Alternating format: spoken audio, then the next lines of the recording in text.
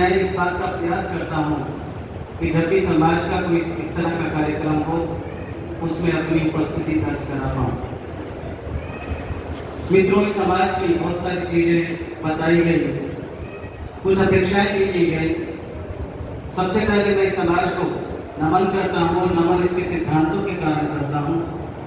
समाज ये ऐसा समाज है जिसे संस्कृति, संस्कार और समर्पण के सिद्धांतों को जिया है। कोई दूसरा समाज देखिए, इन तीनों समाज का पैरेलल अगर अनुसरण कोई मिलेगा तो वो सिर्फ अग्र समाज में मिलेगा, और इसलिए हमें इस बात के लिए गौरवान्वित महसूस करना चाहिए। मित्रों, इस समाज ने कितना कुछ दिया, चाहे राष्ट्र की बात हो, चाहे समाज की बात हो, चाहे राष्ट्र जागरण की बात हो। उद्यमिता से शुरू करता हूँ। उद्यमिता में के क्षेत्र में, चाहे वो व्यापार हो चाहे दूसरी चीजें हों, आज भी समाज का योगदान लगभग 15% है। ये समाज का सबसे बड़ा तबका है, और जब मैं समाज की बात करता हूँ तो इस रूप में राष्ट्र की बात करता हूँ कि ये राष्ट्र का सबसे बड़ा समाज है जो सबसे ज्यादा इनकम टैक्स पे करता है, और इस इनकम टैक्स का हिस्सा करीब 25% है। एग्जैक्ट आंकड़े तो उपलब्ध नहीं है, उससे ज्यादा भी हो सकता है, लेकिन 25% तो पे करता ही करता है। अगर समाज के इतिहास को देखें तो वो चाहे साहित्य हो, चाहे स्वाधीनता का संघर्ष हो, चाहे कोई और अन्य कड़ी हो, सब में समाज ने एक ऐसे दायित्व के साथ इन सब चीजों को, अपने आप को दायित्व के साथ इन सब चीजों में समाविष्ट किया कि वो वहां पर भी अग्र होकर उभरे।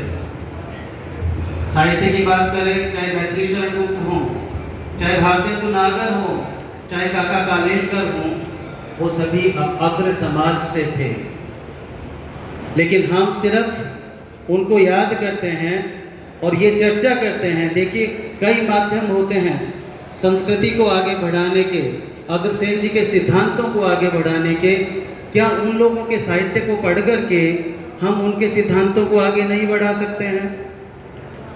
हमें ये भी प्रयास करना चाहिए कि हमारे यहाँ क्षेत्र में जितने भी साहित्यकार थे, जो अग्रवाल बंधु थे, राष्ट्रीय स्तर पर जो अग्रवाल बंधु थे और साहित्यकार थे, उन पर सबसे ज़्यादा अधिक से अधिक शोध, ये नहीं पीएचडी के रूप में ही शोध हो।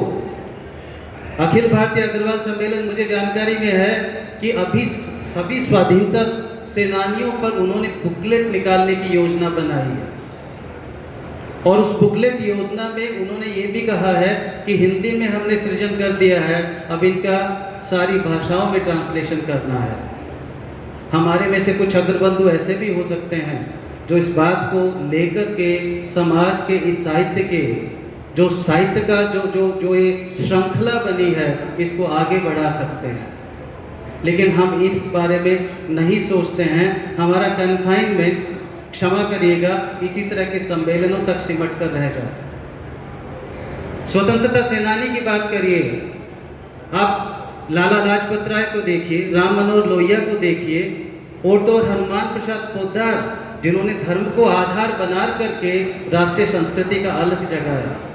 हम कितनी बार उनको याद करते हैं और इसके लिए गौरवान्वित महसूस करते हैं कि पोद्दार जी ऐसे थे जो एक थैला लेकर के निकल गए और कहा कि मुझे राष्ट्र जागरण करना है, और वो भी धर्म और संस्कृति के आधार पर करना है।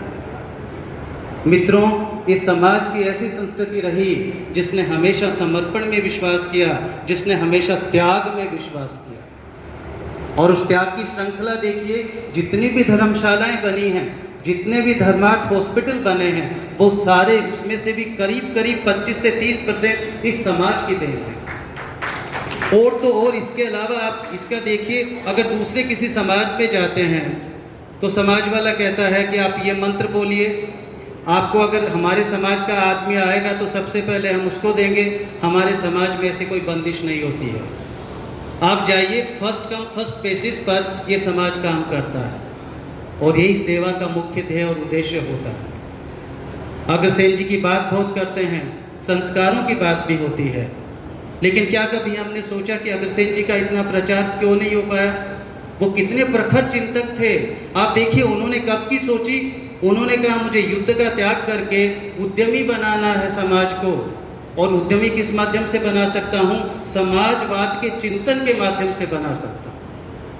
हम समाजवाद की बात करते हैं, सारे चिंतक होते हैं, लेकिन समाज में कभी ये बात नहीं उठती कि अग्रसेन जी को हमारे पाठ्यक्रम का हिस्सा क्यों नहीं होना चाहिए।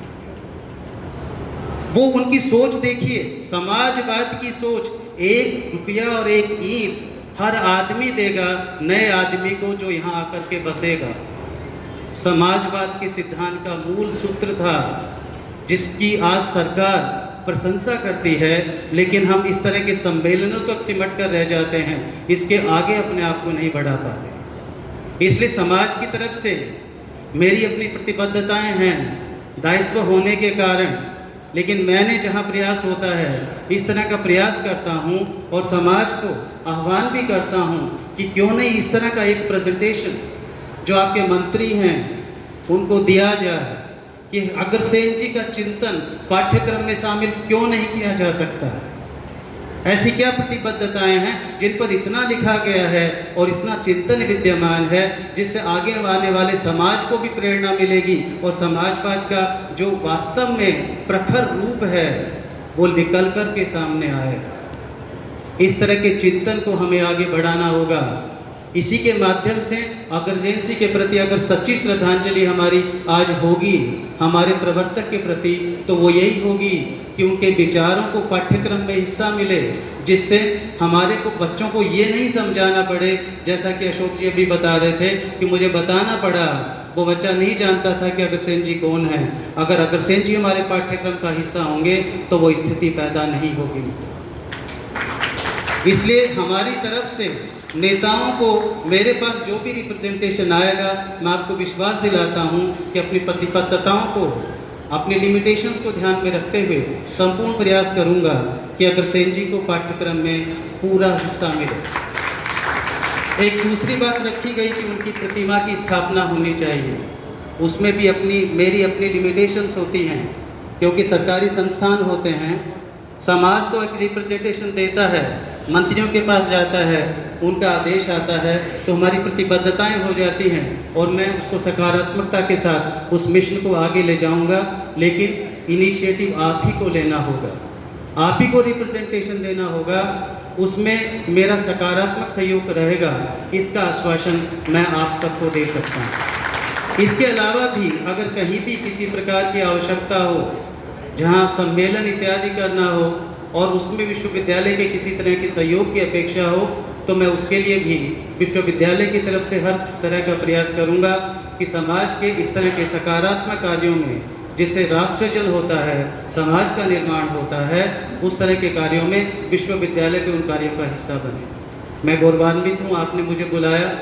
गोयल साहब का बड़ा आग्रह रहता है और इतना आग्रह रहता है कि उनके आग्रह को टाल भी नहीं पाता हूँ, और दूसरी मेरी अंतरतम से इच्छा भी रहती है कि समाज के कार्यक्रम में शरीक हूँ। आप सबके प्रति कृतज्ञता व्यक्त करता हूँ कि आपने मुझे बुलाया और ये सम्मान दिया। आपका बहुत बहुत आभार एवं धन्यवाद।